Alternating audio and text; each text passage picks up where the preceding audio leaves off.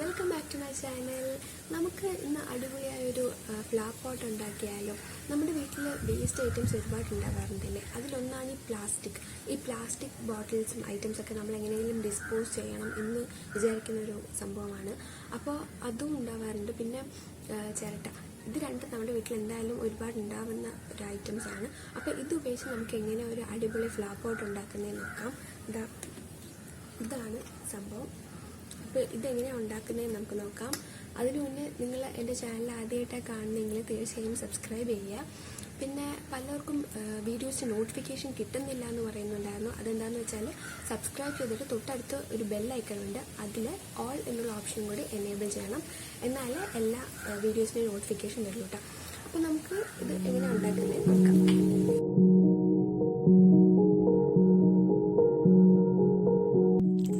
നമ്മളിപ്പോൾ ആദ്യം ഇവിടെ 2 ചിരട്ട എടുത്തിട്ടുണ്ട്. ഇത് ആദ്യം ഒന്ന് ക്ലീൻ ചെയ്തെടുക്കണം. അതിൻ്റെ മേലെയുള്ള നാരുമൊക്കെ ഒന്ന് കളഞ്ഞെടുക്കണം. അതിനായിട്ട് ഞാൻ ആദ്യം ഒരു സാൻഡ് പേപ്പർ എടുത്തിട്ട് ഒന്ന് ക്ലീൻ ചെയ്യുന്നത്.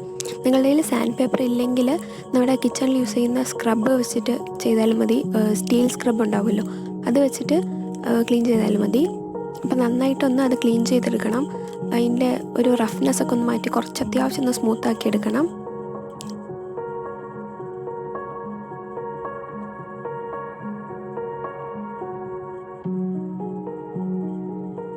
അപ്പോൾ എൻ്റെ ഒരു ചിരട്ട അവിടെ ഏകദേശം റെഡി ആയിട്ടുണ്ട്. ഇനി അതുപോലെ അടുത്തതും കൂടെ ചെയ്തെടുക്കാം. അപ്പോൾ ഞാൻ അവിടെ 2 എണ്ണം ക്ലീൻ ചെയ്തെടുത്തിട്ടുണ്ട്. ഇതിപ്പോൾ അത്യാവശ്യം നല്ല സ്മൂത്തായിട്ടുണ്ട്. അപ്പോൾ അതിൻ്റെ മേലത്തെ നാരും ഒക്കെ പോയിട്ടുണ്ട്. ആ നാരുണ്ടെങ്കിൽ നമ്മൾ പെയിൻറ്റ് ചെയ്യുമ്പോൾ അതിങ്ങനെ പൊങ്ങി നിൽക്കും. അതുകൊണ്ടാണ് നമ്മൾ അത്യാവശ്യം ഒന്ന് ക്ലീൻ ചെയ്തെടുക്കുന്നത്. ഇനി നമുക്ക് ഒരു പ്ലാസ്റ്റിക് ബോട്ടിൽ നമ്മൾ എന്തിലാണോ ചെയ്യുന്നത് ആ ബോട്ടിൽ എടുക്കുക. അതെടുത്തിട്ട് നമുക്ക് ആദ്യം അതിലൊന്ന് ടിഷ്യൂ പേപ്പർ കൂട്ട് ചെയ്യണം. അതിനായിട്ട് ഞാൻ അവിടെ ഗം എടുത്തിട്ടുണ്ട്. ഗമ്മും വാട്ടറും കൂടെ ഉള്ളൊരു സൊല്യൂഷനാണിത്. ഇത് നമുക്ക് ആ ബോട്ടിലിൽ ഒന്ന് അപ്ലൈ ചെയ്ത് കൊടുക്കുക. എന്നിട്ട് മേലെ ടിഷ്യൂ പേപ്പർ വെച്ച് കോട്ട് ചെയ്യാം. നിങ്ങൾക്ക് ടിഷ്യൂ പേപ്പർ ഇല്ലെങ്കിൽ നമ്മൾ ന്യൂസ് പേപ്പർ വെച്ച് ആക്കിയാലും മതി. പക്ഷേ ന്യൂസ് പേപ്പർ എന്താ വെച്ചാൽ കുറച്ച് ഒട്ടാനായിട്ട് കുറച്ച് ബുദ്ധിമുട്ടുണ്ട്. അതുകൊണ്ട് ഞാൻ ടിഷ്യൂ പേപ്പർ എടുത്തേക്കുന്നത്. നമ്മുടെ സാധാ കിച്ചൺ ടിഷ്യൂ ആണിത്. അപ്പോൾ അത് ആദ്യം ബോട്ടിലൊന്ന് ഗം അപ്ലൈ ചെയ്തിട്ട് ടിഷ്യൂ മേലെ വെച്ചിട്ട് ടിഷ്യൂവിൻ്റെ മേലെയും ഗം അപ്ലൈ ചെയ്ത് കൊടുക്കുക. പ്ലാസ്റ്റിക് ബോട്ടിൽസിന് പകരം ഗ്ലാസ് ബോട്ടിൽ ഉണ്ടെങ്കിൽ അതും യൂസ് ചെയ്യാം കേട്ടോ. ടിഷ്യൂ പേപ്പർ നമുക്കങ്ങനെ ഫുള്ളായിട്ട് കോട്ട് ചെയ്തെടുക്കണം. നമ്മുടെ ബോട്ടിലിൻ്റെ പുറത്ത് ഒരു 1, 2, 3 ലെയേഴ്സോളം നമുക്ക് ചെയ്തെടുക്കണം. അപ്പോൾ നിങ്ങൾക്ക് കുറച്ചും കൂടെ വലിയ ബ്രഷ് ഉണ്ടെങ്കിൽ അതായിരിക്കും നല്ലത്. എൻ്റെ ബ്രഷ് തീരെ ചെറുതായതുകൊണ്ട് ഗം അപ്ലൈ ചെയ്യാൻ കുറേ ടൈം എടുത്തു. അപ്പോൾ നിങ്ങളുടെ കുറച്ചും കൂടെ വലിയ ബ്രഷ് ഉണ്ടെങ്കിൽ അത് വെച്ച് ചെയ്യുന്നതായിരിക്കും നല്ലത്.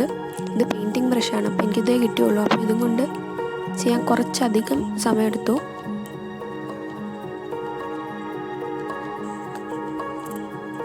അപ്പോൾ ഞാൻ ഫസ്റ്റ് ലെയർ ഫുള്ളായിട്ട് ടിഷ്യൂ കോട്ട് ചെയ്ത് കഴിഞ്ഞിട്ടുണ്ട്. ഇനി ഇതേപോലെ നമുക്കൊരു 2 ലെയറും കൂടെ ചെയ്തെടുക്കണം.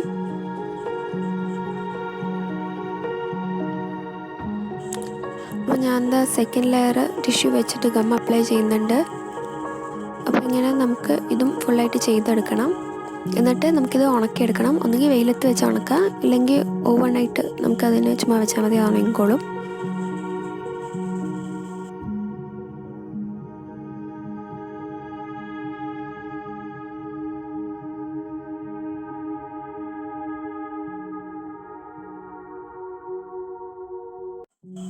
നമ്മൾ ഫുള്ളായി കോട്ട് ചെയ്ത് കഴിഞ്ഞാൽ അത് നമുക്കൊന്ന് ഉണക്കിയെടുക്കണം. ഇതിപ്പോൾ ഞാൻ ഫുള്ളായിട്ട് കോട്ട് ചെയ്ത് കഴിഞ്ഞിട്ടുണ്ട്. അപ്പം നമുക്കിനി ഇതൊന്ന് ഡ്രൈ ചെയ്യാൻ വയ്ക്കാം. അപ്പോൾ ഇത് നന്നായി ഉണങ്ങിയിട്ടുണ്ട്. ഞാൻ ഇതൊരു 1.5-2 മണിക്കൂറോളം വെയിലത്ത് വെച്ചു. അപ്പോൾ നന്നായി ഉണങ്ങി കിട്ടിയിട്ടുണ്ട്. ഇനി നമുക്ക് എന്താ ചെയ്യേണ്ടതെന്ന് വെച്ചാൽ ബ്ലാക്ക് അക്രിലിക് പെയിൻറ്റ് എടുത്തിട്ട് അതിൽ ഫുള്ളായിട്ട് കോട്ട് ചെയ്യണം.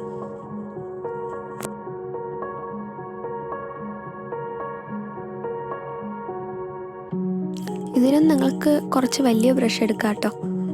ചെറിയ ബ്രഷ് ആകുമ്പോൾ ഫുള്ളായിട്ട് പെയിൻറ്റ് ചെയ്യാൻ കുറേ ടൈം എടുക്കുന്നുണ്ട്.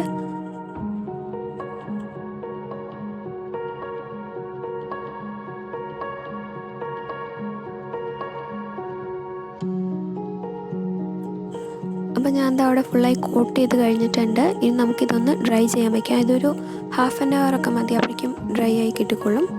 അപ്പോൾ അത്രയും നേരം നമുക്കൊന്ന് ഡ്രൈ ചെയ്യാൻ വയ്ക്കാം.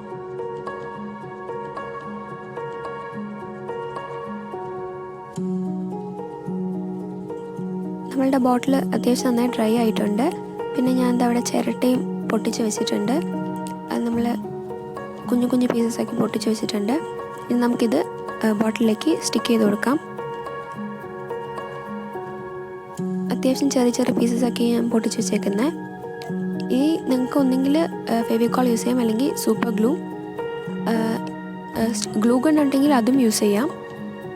ഞാൻ ഇവിടെ ഇപ്പോൾ സൂപ്പർ ഗ്ലൂ ആണ് യൂസ് ചെയ്തേക്കുന്നത്. അതാകുമ്പോൾ പെട്ടെന്ന് നമുക്ക് ഒട്ടിച്ചെടുക്കാം. ഓരോ പീസസും നമുക്ക് കുറച്ചൊന്ന് ഗ്യാപ്പിട്ട് വേണം ഒട്ടിച്ചെടുക്കാനായിട്ട്.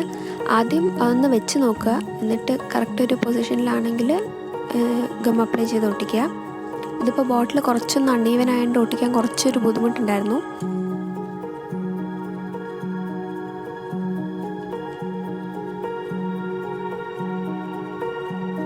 അപ്പോൾ അങ്ങനെ ഓരോ പീസ് ആദ്യം ഒന്ന് വെച്ച് നോക്കിയിട്ട് ഒട്ടിക്കുക.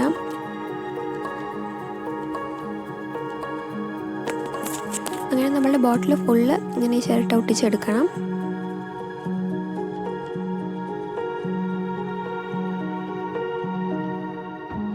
അപ്പോൾ ഞാൻ എന്താ അവിടെ ഒരു ഹാഫ് പോർഷൻ കവർ ചെയ്തിട്ടുണ്ട്. ബാക്കി ഹാഫും കൂടെ കവർ ചെയ്യണം. നമ്മൾ ചിരട്ട വെച്ച് ഒട്ടിക്കണം. ഞാനിവിടെ ഇതാ ഫുള്ളായിട്ട് ഒട്ടിച്ച് കഴിഞ്ഞിട്ടുണ്ട്. ബോട്ടിൽ ഫുൾ കവർ ചെയ്തിട്ടുണ്ട്. ഓരോ ചിരട്ടയും കുറച്ച് ഗ്യാപ്പിട്ടാണ് വെച്ചേക്കുന്നത്. കുഞ്ഞു കുഞ്ഞു പീസസും ഇടയിൽ വെച്ചിട്ടുണ്ട്. ഇനി നമ്മൾ എന്താ ചെയ്യേണ്ടതെന്ന് വെച്ചാൽ ഒരു ഗോൾഡൻ പെയിൻറ്റ്, ഇത് ഓപ്ഷനിലാണ്, നിങ്ങൾക്ക് വേണമെങ്കിൽ ചെയ്താൽ മതി. ഞാൻ ഇവിടെ ഗോൾഡ് പെയിൻറ്റ് എടുത്തിട്ട് ജസ്റ്റ് ഒന്ന് ഓരോ ചിരട്ടയുടെ മേലും കുറച്ചൊന്ന് അപ്ലൈ ചെയ്യുന്നുണ്ട്. ഫുള്ളായിട്ട് അപ്ലൈ ചെയ്യാനല്ല, നമുക്ക് കുറച്ചൊന്ന് ചെറിയൊരു ഷൈനിങ്ങിന് വേണ്ടി മാത്രം കുറച്ചൊന്ന് അപ്ലൈ ചെയ്ത് കൊടുക്കാം.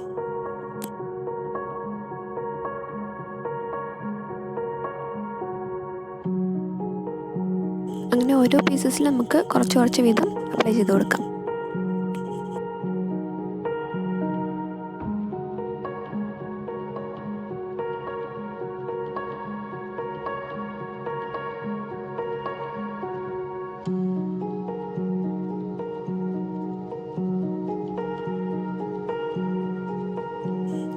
ഞാൻ ഇവിടെ എല്ലാ പീസസിലും ഗോൾഡ് കളർ അപ്ലൈ ചെയ്തിട്ടുണ്ട്.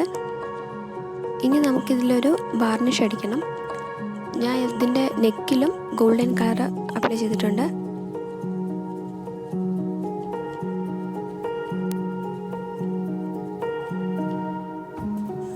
ഞാനിപ്പോൾ ഇവിടെ പിക്ചർ വാർണിഷാണ് എടുത്തേക്കുന്നത്. ഇതിനെക്കാട്ടിലും നല്ല നമ്മൾ സാധാരണ വുഡിലൊക്കെ യൂസ് ചെയ്യുന്ന ആ വാർണിഷാണ് നല്ലത്. ഇത് അത്രയ്ക്കൊരു ഭംഗിയുണ്ടെന്ന് എനിക്ക് തോന്നുന്നില്ല. ഞാൻ ഉദ്ദേശിച്ച അത്രയ്ക്കൊരു ഷൈനിങ് ഇതിന് കിട്ടിയില്ല. അപ്പോൾ നിങ്ങളുടെ കയ്യിൽ മറ്റേ വാർണിഷ് ഉണ്ടെങ്കിൽ അതായിരിക്കും കുറച്ചും കൂടി നല്ലത്. പിന്നെ അപ്ലൈ ചെയ്യുമ്പോൾ ഈ ഗ്യാപ്പിലും അപ്ലൈ ചെയ്യാൻ ശ്രദ്ധിക്കണം. അതായത് ഈ ബ്ലാക്ക് പോർഷനിലും അപ്ലൈ ചെയ്യണം. ഫുള്ളായിട്ട് നമ്മുടെ ബോട്ടിൽ മൊത്തത്തിൽ വാർണിഷ് അടിച്ചെടുക്കാം.